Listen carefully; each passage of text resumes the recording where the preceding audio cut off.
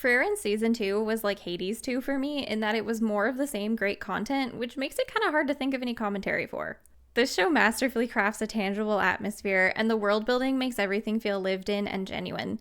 A lot of thought has been put into how terrain and humanity advance across hundreds of years, and that effort really pays off. This show really does such a good job with the world building that even without a map, it still feels like we have a good idea of the scale of the journey that the party went on. For season 2, we followed the gang deeper into the north, and each episode felt like the true definition of adventuring. They continued to take odd jobs that would end up with deeper meaning than the request implied, and discovering new and wondrous parts of the region to share with us. And of course, Frieren acquired more unique spells along the way. Which spell is your favorite? Pancakes. Indeed. We had a handful of impressive displays of magic, but nothing on the scale of season 1. I think they felt sorry for leaving Stark out of the magic exam arc, so we had to spend some time showing how inhumanly strong and resilient he was. There were also so many adorable critters that were shown as a balm to the soul, and I know it's not the point, but I loved them. This show is slow, but they use the slower time to animate more than what most shows would bother.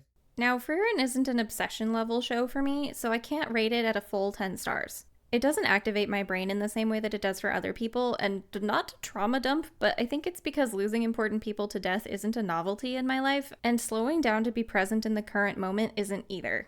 But I recognize the sheer talent, evocation, and beauty on display in a show like this, so I can still agree that it is a great 9 out of 10, and there's nothing quite like it. And always remember, what would Himmel do?